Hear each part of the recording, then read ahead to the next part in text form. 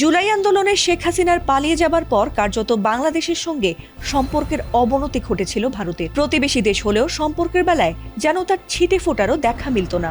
Visa issue থেকে শুরু করে বাণিজ্যের হাত কিছুটা গুটিয়ে নেওয়া সবই ঘটেছে এই মাত্র ১.৫ বছরে। আর এর কারণ রাজনৈতিক ধাক্কা। হাসিনার ১৬ বছরের দেশ শাসনে ভারতের যে অভ্যস্ততা আর স্বাচ্ছন্দ্য ছিল তা নিমিষেই হারিয়ে গেছে ২৪-এর আন্দোলনে।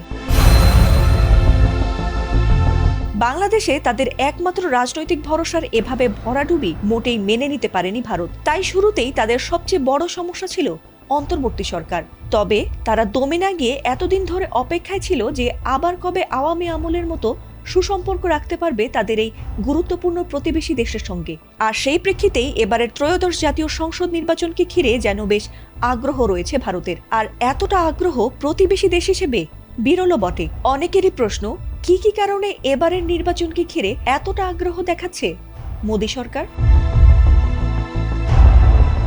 এসব বিষয় এক প্রতিবেদনে তুলে ধরেছে বিবিসি বাংলা। প্রতিবেদনটিতে বলা হয়েছে, বেশ কয়েকটি কারণ রয়েছে এবারের নির্বাচনকে ঘিরে যাতে করে একই সঙ্গে আগ্রহ আর দুশ্চিন্তায় পড়েছে মোদী সরকার। এর প্রধান কারণ হলো তাদের জন্য এমন নতুন কিছু ঘটতে যাচ্ছে এই নির্বাচনে যা গত ১৬ বছরের মধ্যে ঘটেনি। যেমন এই নির্বাচনের মধ্য দিয়ে বহু বছর পর বাংলাদেশে এমন একটি রাজনৈতিক সরকার ক্ষমতায় আসতে চলেছে যাতে আওয়ামী লীগ থাকবে না। এমনকি এই নির্বাচনে আওয়ামী লীগের কোনো অস্তিত্বই যেন নেই। আর এটি ভারতের জন্য প্রথম চ্যালেঞ্জ। এর কারণে হাসিনা সরকারের সঙ্গে অভ্যস্ত হয়ে যাওয়া ভারতের জন্য নতুন সরকারকে মানিয়ে নিতে প্রস্তুত হতে হচ্ছে।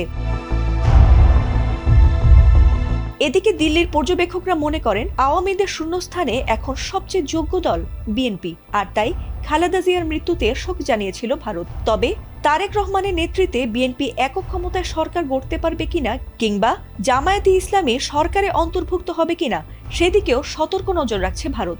এর আগে ২০০১ থেকে ২০০৬ সাল পর্যন্ত খালেদা জিয়ার নেতৃত্বে একটি বিএনপি জামায়াত কোয়ালিশন সরকার ক্ষমতায় ছিল এবং সেই সময়কার অভিজ্ঞতা দিল্লির জন্য তেমন একটা সুখকর ছিল না বলেই এ নিয়ে বেশ দুশ্চিন্তায় রয়েছে ভারত।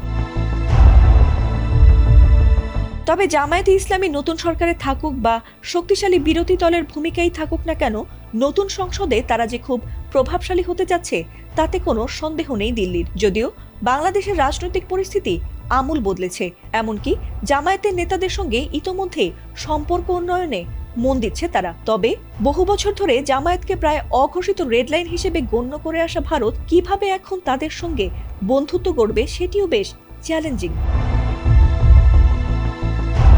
এছাড়াও ২৪-এর গণ আন্দোলনে তাদের মিত্র হাসিনা ছাড়াও ভারত বিরোধী স্লোগানের মাত্রার কারণে এবার হয়তো নির্বাচন নিয়ে প্রকাশ্যে দিল্লি তাদের কোনো মতামত বা অবস্থান জানায়নি এতদিন। এমনকি আওয়ামী লীগ নির্বাচনে লড়ার সুযোগ না পাওয়ায় ভারত একচুলও প্রতিবাদ করেনি। আর তাই এখন ভারতের দীর্ঘদিনের বন্ধু আওয়ামী লীগের রাজনৈতিক ভবিষ্যৎ অনেকটাই নির্ভর করছে পরবর্তী সরকারের রূপরেখার উপর। আর এসব বিষয় ১২ ফেব্রুয়ারির এই নির্বাচনের ফলাফলের সঙ্গে জড়িত বলেই ভারতের জন্য বাংলাদেশের এই ভোট এতটা গুরুত্বপূর্ণ হয়ে উঠেছে বলে মনে করছেন বিশ্লেষকরা।